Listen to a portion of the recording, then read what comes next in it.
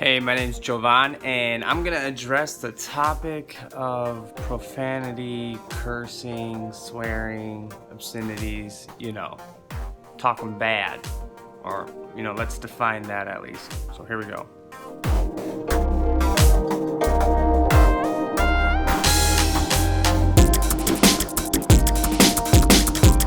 So first of all, I was in a band for a while, and in a band, I should say the music industry, profanity is huge.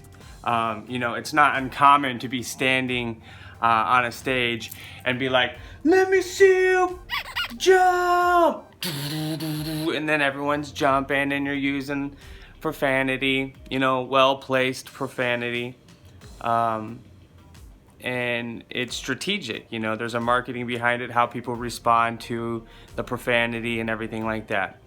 So before I jump head first into this whole band and music industry thing, let me give you a little more backstory. So we'll start back to my younger days. You see, I was raised in the church family, I guess you could say. So all kinds of different churches, constantly moving around, all kinds of different churches, but one body, if you know what I mean. So, as I was going through all these different churches, I started to learn a lot, come to know God, but I also had my backsliding kind of prodigal son days.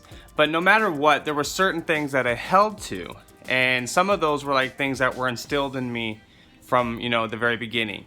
So one of those is not using bad words. So like I wouldn't, I'd be the one that was like on the playground where all the other kids were using bad words, and I'd be the one that says, "Oh well, I'm gonna kick your butt," and they're saying the A word, and I don't know, like I'm the one that was trying to find other substitute words like "dadgummit" and shoot, like shoot. Whatever, things like that. And I was the one that was always kind of doing that and saying that. So the issue came is as I got older, that's kind of cute and funny when you're young, to say that. And then there's the other kids that are on the playground using the adult words, and they're so cool. And so as you get older, there's more of a pressure to even kind of use those words. And also what you're being exposed to at home, let's be perfectly honest. In my house, there was at least an attempt to filter out profanity and stuff like that. Now, it's not like my parents were perfect. It wasn't like they didn't sometimes use it too, certainly when they were angry. But like they wouldn't intentionally put a song on in the house, blaring it that had a ton of profanity in it. That's not going to help anyone. And they certainly, if the movie has too much language in it, we're not going to sit down and watch it as family movie night. So that being said, there was like an attempt to raise me in a way that at least profanity wasn't super prominent, I guess you could say, in the home. Now, the issue comes in, like I said, when you get a little older in high school. Now it becomes much more noticeable if you're not using profanity or swear words, because of course, at this point in time, you're talking about everything revolves around the way that you communicate with your peers and peer approval. So even in high school, like it was noticeable right away. People knew that I didn't use profanity, and luckily I wasn't bullied for it. There could have been the potential for me being bullied for it, but in my life, luckily, because of me having to move around, like I said, lots of churches in my life, that was because I moved around a lot. And moving around a lot gave me the ability to at least like meet new people, start over. And so luckily, I wasn't being bullied for it. But instead, I had a lot of peer pressure. Like people would be like, come on, I'll give you $5 if you say the F word right now. Like, I'll give you $5. And I'm like, nope, I'm not gonna do it. Dude, me and Jim will both pitch in and we'll give you $10 if you say the F word right now. You just gotta say the F word and you get $10 right now. And, I wouldn't do it. And that was like in high school, I wouldn't do it. I was doing the best as I could. In fact, at that time I was like, I'm gonna remain a virgin till I'm married. I'm gonna not use profanity. I was like trying to be as good as I can. It was a lot about works for me at the time, like, you know, like me trying to be, you know, the best that I could be. And I don't know, I just ended up, you know, I didn't really understand the relationship part of it, and I was more like trying to earn my position. But I didn't really understand the relationship, you know what I mean? Like with God, I didn't really understand the hurt and what was really going on. So that being said, out of high school, getting around being in a band, that still was kind of instilled in me.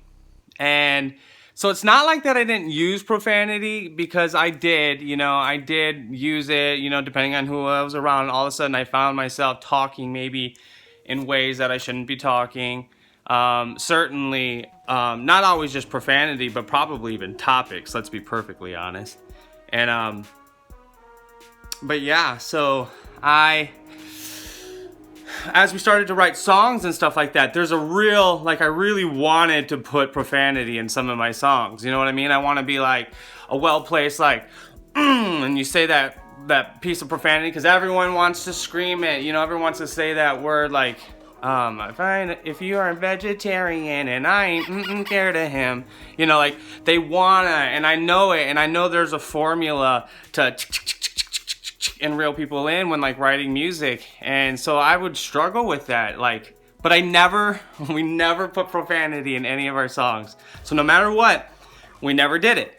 And I always, and you know, even though we weren't a Christian band, I was a Christian, even though I wasn't a good Christian at all, but I was a Christian. And the other members of the band also had Christian upbringings and stuff like that. So you could just, it was influences. You know, it was like God was like working on us as we were, in spite of us. He was working through us in spite of us. And so we never did the profanity in the songs.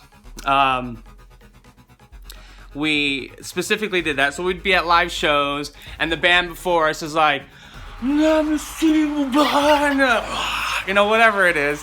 And then we come on, and you're so tempted to want to do that too. You're like, how am I going to hype up the crowd? How am I going to get them if I'm like, you know, you're not using that well-placed profanity, and you want to do it. And it was same like peer pressure. It's always this pressure, no matter how old I was. I've always had this pressure to like talk the way they talk.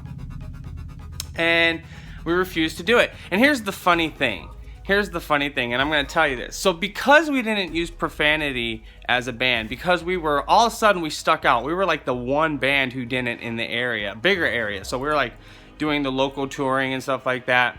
And we're the one band that doesn't do it. And we're like original music. All of a sudden that gets us really noticed. So festivals are like, oh, well, this band's family friendly. Oh, Hot Topic, you know, they're like, oh, well, we like them because we can play them and do this. And so they have us come to all the Hot Topics in our area and play these live shows and the different Hot Topics.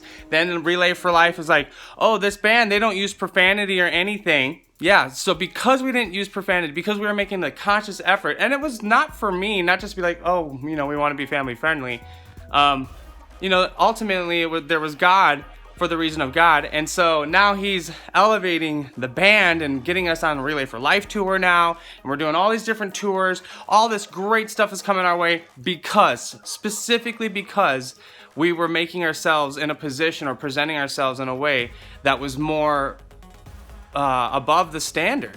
Because we weren't trying to fit into the standard of what was doing that. There would have been nothing that separated us other than, you know, the music itself. But so I already see God using and using those little things where I was trying to be obedient, you know, where the best I could at that time, where he was using that and using it to pour out blessings even when I really didn't deserve them, and that's mercy.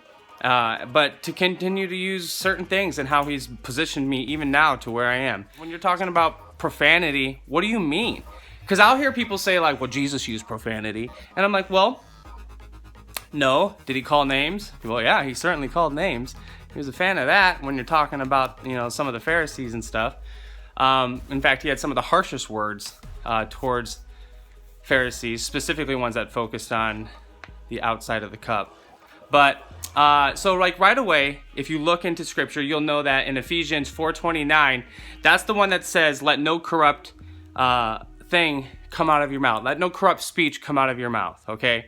So what is corrupt? Like, let's define what is corrupt. Does corrupt mean specifically a word that has negative meaning? So like, for example, a lot of our words today, a lot of our profanity today, and for the sake of being family friendly, I will just use words, abbreviations. And yes, I know you're saying it in your head, and I know I'm making you think the word in your head, but we're all adults here, or trying to be adults here, or young adults here. And but the point is it's about the attitude as we go through this. So first of all, so let's say the A word, okay? That's the real definition we know belongs to a donkey. We know really that's what it is. But as time has progressed, that word has changed and means all kinds of other things now and can be used also all other ways. This is the same for like the word gentleman. Being a gentleman used to mean you were a landowner. It used to mean you actually owned land. It wasn't a compliment to say, hey, you are a gentleman. It was just stating a fact. You were literally just saying, this man is a landowner. But now, to say someone was not a gentleman was not a diss either. But now today, if I were to say this person's not a gentleman, that would be a diss because we've changed the meaning of the word and etc. So this has happened, yes, with lots of our words, certainly words that get used as derogatory spins or as a swear word. So that being said, there's all this taboo and what is allowed and what is corrupt. So let no corrupt thing come out of your mouth. Well, I certainly think we should be aware of who's listening to us, who we're representing, and that's, I think, really what it's talking about, the whole attitude of your mouth. I know that I've slipped and said some bad words even now, and I know that when I do, I see people like their faces light up, and I know I've I didn't cause them to stumble, but I know they're shocked. I know that even they're like, oh, that sounds weird coming out of your mouth. And I'm like, yes, I know, I shouldn't have, sorry. And so the whole point is what we're doing here is, yeah, they were shocked, and I want them to be shocked. I want people to be shocked if I use it, like all of a sudden a really obscene bad word, because I want I want to be above reproach. Being above reproach doesn't mean that if you saw me walk into a bar, you wouldn't go, he's walking into a bar, he's probably sinning. You would go, oh, I just saw Jovan walking into a bar, and I wonder what he's doing in there. I wonder if he's going in there to help someone. I wonder if he's picking someone up because he did. Being above reproach doesn't mean that you're like, oh, I can't go into a bar because I have to be above reproach. No, you're saying that you have a life that you've lived, that when people hear about you or see you doing something, that they know that they're not adding the ill intention, they're not adding the bad thing onto your life. So where does that start? It starts with what comes out of our mouth. Does corruptness come out of our mouth? Are we derogatory? Are we obscene? Do we swear a lot? Do we use profanity? So where are we? Are we men of our word? Think about this. So really, what people can judge us on, because people can't. I don't expect anything from anybody other than what they tell me I can expect from them. So otherwise, I can't expect this person to do anything. I can't expect this person to treat me the way I'm going to treat them, unless they tell me I'm going to treat you the way I'm going to treat you. Well, then I can expect them to treat me that way because they've told me.